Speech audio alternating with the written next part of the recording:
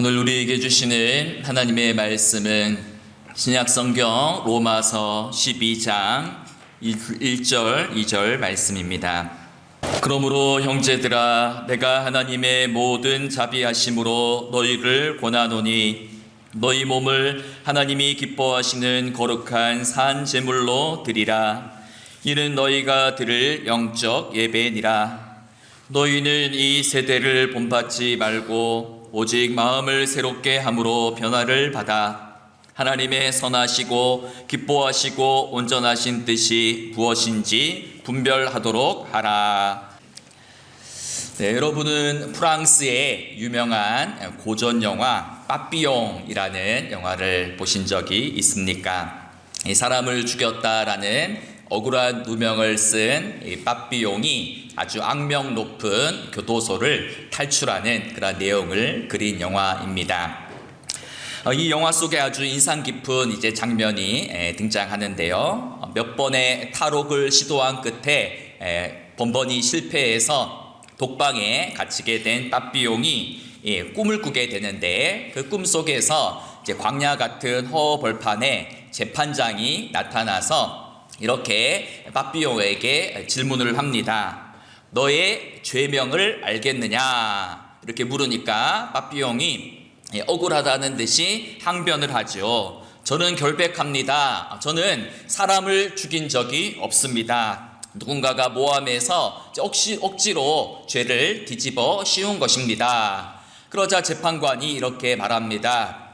그래, 나도 알고 있다. 너는 살인을 저지르지 않았다. 너는 살인과는 아무런 상관이 없다. 그런데 너는 살인보다 더 무거운 죄로 기소되었다. 그렇게 말하니까 빠삐용이 깜짝 놀라서, 아니 제가 도대체 무슨 죄를 지었다는 말입니까? 하니까 그 재판관이 이렇게 이야기하더라는 겁니다.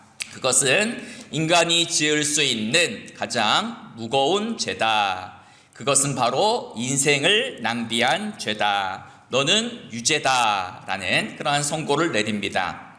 그러자 빠삐용이 이 선고의 말을 듣고 아무런 대답도 하지 못한 채 뒤로 돌아서서 중얼거리면서 나는 유죄다, 유죄다, 유죄다 라고 말하는 그러한 대목이 영화 속에 등장하고 있습니다.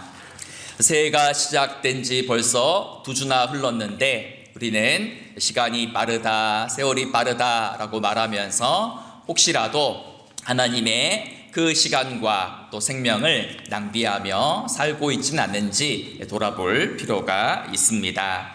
새해가 되면 사람들은 해돋이를 보기 위해서 산으로 바다로 떠나죠. 힘차게 솟구치는 태양을 보면서 새해의 또 소원도 말하고 또 새로운 결단도 하기 위해서 산과 바다와 동해로 이렇게 떠납니다. 하지만 새해에는 달력을 넘긴다고 시간이 찾아온다고 저절로 우리 삶의 새로움이 찾아오지 않죠. 해돋이를 본다고 해서 내가 새로워지지 않죠. 해돋이를 보고도 우리의 결심은 약하여서 작심삼일로 금방 결심이 무너지기도 합니다. 참된 새로움, 진정한 거듭남은 오직 한 분이신 예수 그리스도 안에 거할 때에, 빛 대신 예수 그리스도께서 나의 삶을 비추실 때에 진정한 새로움, 거듭남이 일어나는 것이죠. 지금 우리는 교회력으로 주현절이라는 시간을 보내고 있습니다. 주현이라는 말은 주님께서 현현하셨다, 나타나셨다라는 그런 뜻입니다. 예수님께서 세상에 오셔서 자신을 나타내시고 드러내시고 공적인 사역을 시작하셨다라는 그런 의미가 내포되어져 있습니다. 그래서 이 주연절은 1월 6일부터 시작해서 우리가 사순절, 제수요일 이전까지 대략 5주에서 6주 동안 이어지는 이러한 절기인데, 이 절기를 가리켜서 빛의 절기이다, 빛의 계절이다 라고 이렇게 부릅니다. 어두운 세상에 참 빛으로 오신 예수님을 바라보면서 그 생명과 구원의 빛이 나의 삶과 영혼에도 비추기를 기도하는 그러한 시간이죠. 그리고 그 예수 그리스도의 구원의 빛이 나의 삶에 임하여서 내 안의 모든 죄와 어두움과 슬픔과 절망이 사라지기를 기도하는 그러한 절기입니다. 또한 내 안에 비추신 그 예수 그리스도의 빛이 나를 통하여서 세상 속으로 예수님의 빛을 증거하고 또 선교하는 그러한 절기이기도 합니다. 여러분, 새해가 되면 우리는 하나님께로부터 복받기를 구하고 또 복받는 삶을 살기를 원하지만, 사실은 새해가 되면 우리가 결단해야 될 것은 축복보다는 사명입니다. 하나님께서 왜 나를 올해도 살게 하시는가? 왜 지금 내가 살아서 호흡하고 있는가? 왜 나를 예수 믿게 하시고 이렇게 또 예배의 자리에 나오게 하시고 하나님을 알게 하셨는가라는 질문을 던지면서 내 존재의 이유와 사명과 목적을 발견하고 깨닫는 것이 새해에 참된 새해를 맞이하는 진정한 그리스도인의 자세다라는 것이죠. 2026년 한 해 하나님께서는 우리가 어떻게 살기를 원하실까요? 오늘 본문 1절 말씀을 보니까 그러므로 형제들아 내가 하나님의 모든 자비하심으로 너희를 권하노니 너희 몸을 하나님이 기뻐하시는 거룩한 산 제물로 드리라. 이는 너희가 드릴 영적 예배니라 라고 말씀하고 있습니다. 즉 하나님의 자비로우심, 자비하심을 경험한 사람은 자신의 몸을 살아있는 제물로 바치는 일상의 예배자로 살아가야 된다라고 말씀하는 것이죠. 우리가 잘 알듯이 이 로마서는 복음이 무엇인지를 가장 논리적이고 체계적으로 설명해 주는 책입니다. 모든 인간이 죄를 범하여서 하나님의 영광에 이르지 못할 때에 하나님께서는 예수 그리스도를 통해서 새로운 구원의 길을 제시해 주셨습니다. 그것은 예수 그리스도의 십자가와 부활 사건을 믿음으로 받아들이는 자에게 하나님의 구원이 임하고 믿음으로 말미암아 우리가 의롭게 됨을 받았다라는 것이지요. 그리고 그 결과 우리는 더 이상 죄의 지배나 율법의 지배나 죽음의 지배를 받지 않고 성령의 지배와 통치 안에서 살게 되었다라는 것이 바로 복음입니다. 그래서 이 사도 바울은 로마서 1장부터 11장을 통해서 11장까지 복음이 무엇인지를 이제 논리적으로 교리적인 언어로 설명을 합니다. 그리고 12장 1절에서 그러므로라는 단어로 시작하죠. 너희가 구원의 은혜를 입었느냐? 복음의 은혜를 입었느냐? 그렇다면 그러므로 너희는 이렇게 살아야 된다. 복음에 합당한 삶을 살아야 된다. 이것을 말하는 대목이 12장부터 이어지는 것입니다. 그래서 이 로마서의 전반부가 구원의 교리를 설명한다면 로마서의 후반부는 우리 그리스도인의 삶의 윤리, 실천의 부분을 다루고 있는 것입니다. 하나님께서 우리에게 이토록 놀라운 사랑과 은혜를 베푸셨으니 그러므로 이제 우리는 그 은혜에 합당한 삶, 그 은혜에 바르게 응답하는 삶을 살아야 됩니다. 하나님의 자비로우심을 경험한 사람은 이제 자신의 몸을 살아있는 제물로 하나님께 바치는 삶을 살아야 합니다. 라는 것을 교훈해 주고 있습니다. 이 사도 바울은 이 예수님을 믿고 거듭난 그리스도인의 삶을 이렇게 설명하면서 그것을 이제 구약의 제사 언어를 빌려서 표현을 하지요. 제사의 핵심이 무엇입니까? 구약 제사의 핵심은 제물입니다. 제물이 없는 제사란 존재하지 않죠. 그리고 구약에는 제물을 드릴 때 아무거나 가져와서 바쳐서는 안 되죠. 흠이 없는 것, 거룩한 것을 구별해서 가져와서 그것을 죽이고 피를 흘려서 제사를 드려야만 했습니다. 마찬가지로 우리도 하나님 앞에 제물이 되기 위해서는 어떻게 해야 됩니까? 거룩하고 흠이 없고 구별된 모습으로 예배의 자리에 나오고 또 나의 자아와 욕심과 탐심을 죽여서 내가 죽어야지만 하나님 앞에 온전한 예배를 드릴 수가 있는 것이죠. 그런데 오늘 사도 바울은 이야기하기를 너희 몸을 하나님이 기뻐하시는 거룩한 산 제물로 드려라 이렇게 이야기합니다. 여기서 말하는 몸이라는 것은 단순히 우리의 이 몸을 가리키는 것이 아니고 우리의 전 존재, 삶 전체를 드리라라는 것이죠. 그래서 우리의 시간과 물질과 우리의 재능과 우리의 인격과 삶 전체를 하나님께 온전히 내어 드리는 것을 의미합니다. 그래서 나의 전 존재를 하나님께 맡기는 것, 그것이 바로 내가 제물이 되는 것이죠. 나의 몸을 제물로 바치는 것입니다. 그런데 죽어있는 제물이 아니라 산 제물로 드리라라고 이렇게 이야기하죠. 구약의 제사는 짐승을 잡아서 한 번만 죽여서 드리면 그것으로 끝났는데 우리는 날마다 살아있는 제물이 되어서 하나님께 드려지는 존재가 되어야 된다라는 것입니다. 이것은 계속적이고 지속적인 헌신 드림을 의미합니다. 즉 날마다 나의 욕망과 탐심을 십자가에 못 박아 죽이고 날마다 새로운 마음으로 나의 삶을 드리고 나의 시간을 드리고 나의 생명을 드리고 나의 모든 존재를 매일매일 새롭게 하나님 앞에 드리는 그것이 바로 산 제물로 나를 드리는 그러한 봉헌의 삶입니다.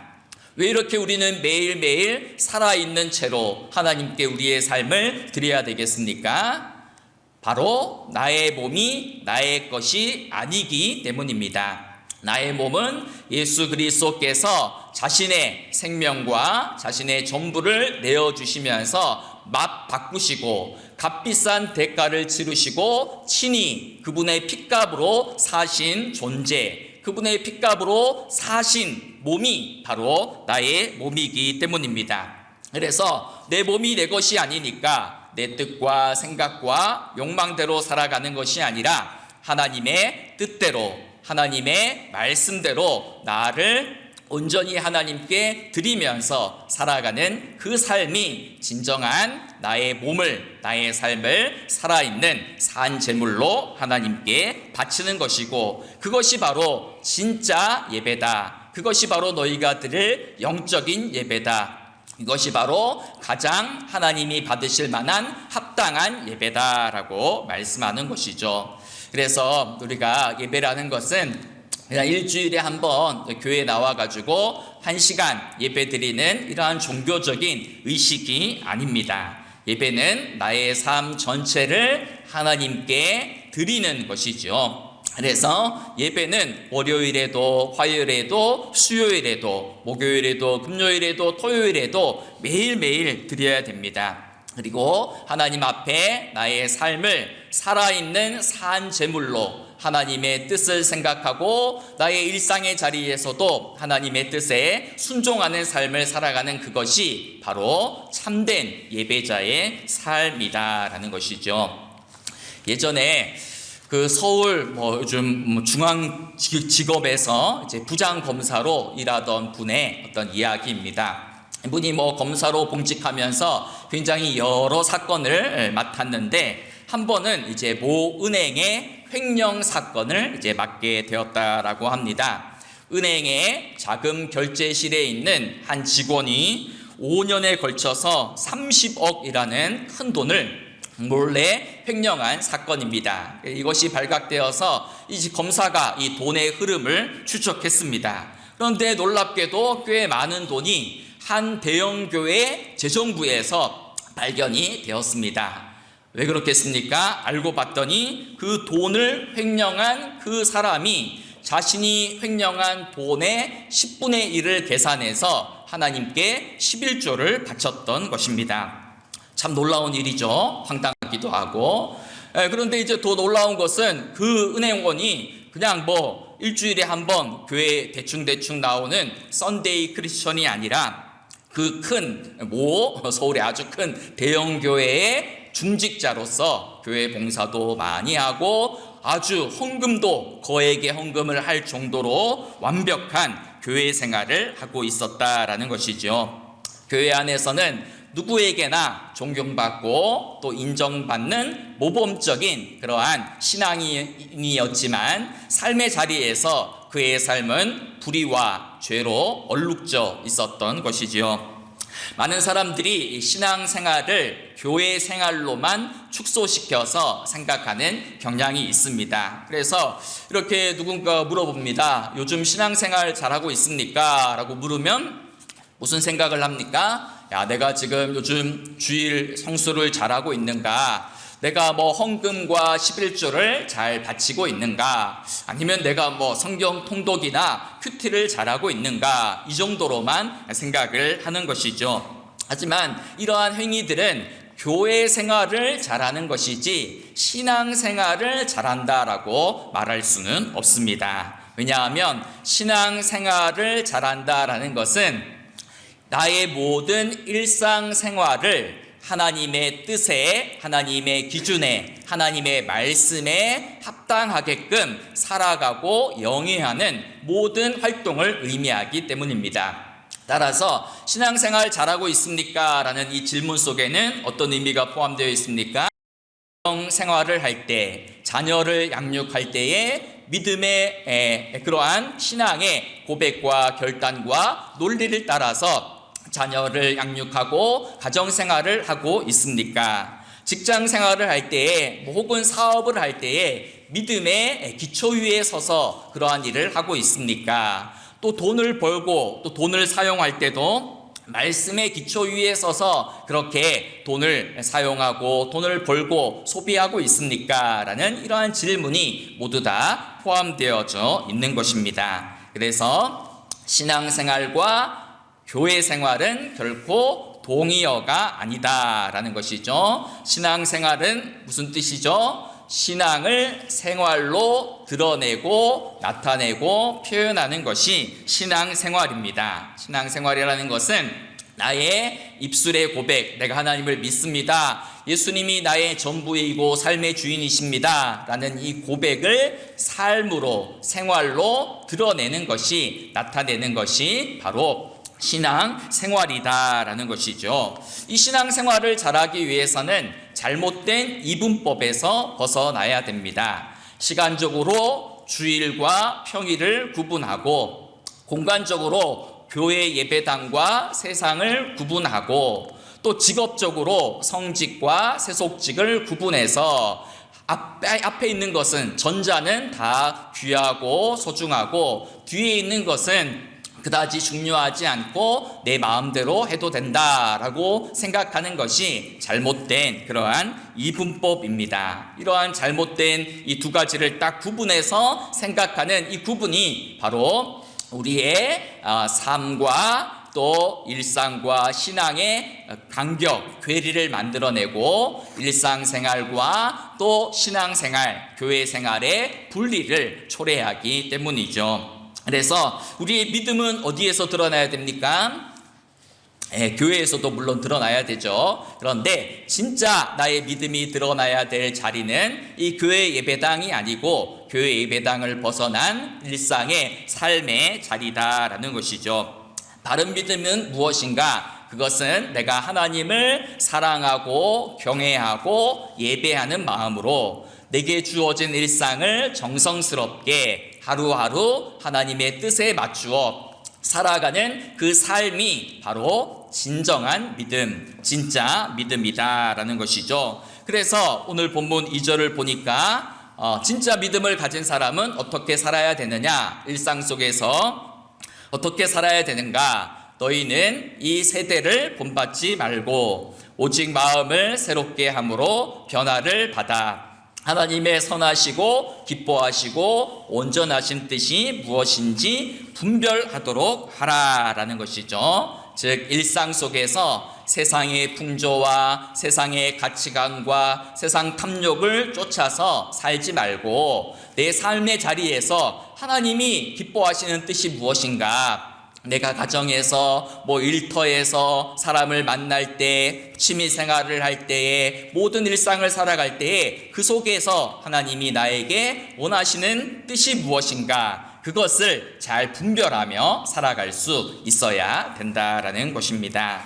오래전에 이제 한 유명한 기독교 잡지에서 어느 국회의원의 신앙생활 성공 스토리가 소개된 적이 있습니다. 이분은 이제 국회의원이에요. 국회의원인데 이분이 어떤 일을 했는가? 큰 교회, 대형 교회에 가서 주일마다 주차 봉사를 했습니다. 그래서 그 유명한 기독교 잡지 표지에 그 사람이 어떻게 그려져 있었냐면, 이제 주차 봉사부 옷을 입고 빨간색 경광봉을 들고 환하게 웃는 국회의원의 모습이 이렇게 대문짝만하게 딱 그려져 있었던 거예요. 그러니까 많은 사람들이 칭찬합니다. 야, 이 국회의원이 이렇게 존경받는 사람이 어떻게 이렇게 교회에서 어려운 이런 주차 봉사, 추운 날씨에 그 하루 종일 서가지고 그렇게 주차 봉사할 수 있냐고 많은 사람들이 칭찬을 하고 존경을 했지요.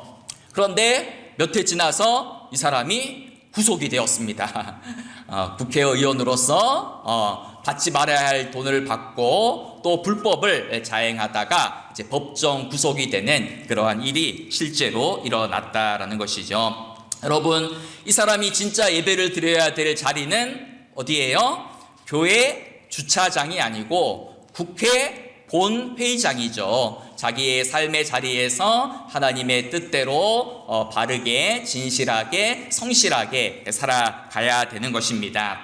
교회 예배당 안에서는 누구나 다 거룩하게 있을 수 있어요. 누구나 다 그럴듯한 모습으로 있을 수 있습니다. 하지만 진짜 우리의 신앙이 드러나고 우리의 믿음이 드러나야 될 자리는 바로 우리의 일상이다, 가정이다, 일터다, 직장이다 라는 것을 기억해야 됩니다. 우리의 믿음이 드러나는 자리는 찬양대석이 아니고 우리 집에 있는 부엌에서 나의 믿음이 드러나야 되는 것이죠. 나의 믿음이 드러나야 될 자리는 이 교회라는 예배당이라는 이 공간이 아니고 나의 일터가 되어야 되고 나의 직장이 되어야 되고 내가 일하는 농가 밭에서 내 믿음이 드러나야 된다라는 것입니다. 미국 상원의 담당 목사를 지낸 리처드 허버슨이라는 목사님의 일화입니다. 이분이 한 번은 여행을 갔다가 이제 비행기를 타고 이제 자신의 집과 교회가 있는 워싱턴으로 돌아오고 있었습니다. 비행기가 이제 조금 있으면 이제 도착합니다라는 말을 듣고 이제 창문 너머로 내다봤어요. 야, 혹시 우리 교회가 여기서도 보이려나 하고 내다봤더니 교회가 보일까요, 안 보일까요? 안 보이죠. 이제 워싱턴에 큰 건물과 대형 여러 가지 큰 그러한 건물들이 많았기 때문에 조그마한 자기 교회는 보이지 않았다라는 거예요. 보이는 것이라고는 백악관과 국방성과 조지 워싱턴 대학과 마트와 병원만 보이더라라는 것입니다. 그래서 실망을 하고 있었는데 그 순간 이 목사님 마음 가운데 이러한 하나님의 음성이 들렸다라는 것입니다. 그 순간 뭐가 떠올렸냐면 조지 워싱턴 대학에서 공부하는 우리 교회 성도의 얼굴이 떠올랐다라는 것이죠. 그 순간 백악관에서 일하는 우리 교회 아무개 집사님의 얼굴이 떠올랐답니다. 그리고 백화점 카운터에서 일하고 있는 아무개 권사님의 얼굴이 떠올랐다라는 것이죠. 그런 얼굴들이 떠오르면서 이 목사님이 이런 결단을 했다라고 하죠. 야, 나의 교회는 이 도시 전체다. 이 좁은 예배당이 아니라 성도들이 일하는 삶의 현장 자체가 나의 교회구나. 나의 사명은, 나의 일은 이 성도들을 잘 훈련하고 세워서 그들이 일상적인 삶의 자리에서 하나님 나라를 세우도록 하는 일이 바로 나의 사명이구나, 나의 일이구나, 우리 교회의 비전이구나 라는 것을 깨달았다라는 것이죠. 여러분, 저의 꿈과 비전도 같습니다. 우리 교회의 또 비전, 또 핵심 가치, 원래의 표, 이것이 다 한 단어로 표현이 되는데 바로 에브리데이 처치라는 말입니다.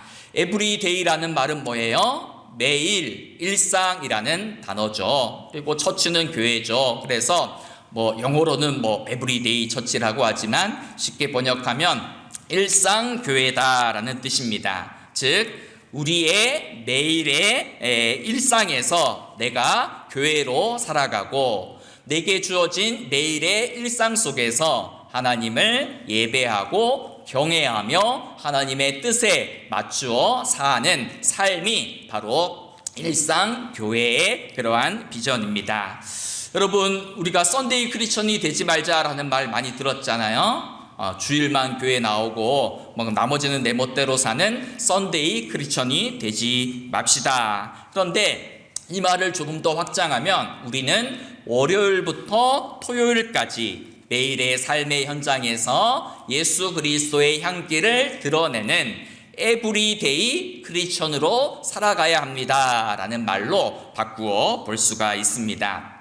주일 성수만 잘하는 삶이 아니고 매일의 일상을 거룩한 삶으로 승화시켜 나가야 됩니다. 나의 영혼만 구원하는 신앙이 아니고 내 영혼만 구원받아서 죽어서 천국 가면 끝이지 라는 신앙이 아니고 나의 몸과 나의 삶과 나의 모든 것을 다 구원하는 그러한 삶을 살아가야 된다라는 것입니다. 우리의 평범한 일상을 하나님 나라로 변화시켜 나가는 그러한 삶을 살아가야 되는 것이죠. 그래서 예배는 오늘 주일날 오늘도 예배 잘 드렸어 이렇게 하고 집으로 돌아가는 것이 끝이 아니고 진짜 예배는 이제 저문을 열고 예배당을 나서는 순간부터 진정한 예배가 시작됩니다. 하나님은 우리가 일상의 예배자로 살기를 원하십니다. 우리의 하루하루 매일매일 모든 삶과 시간과 사건 속에서 하나님이 기뻐하시는 뜻이 무엇일까? 하나님의 선하신 뜻이 무엇일까? 그것을 발견하고 나의 삶을 향기로운 제물로 드리는 것이 진정한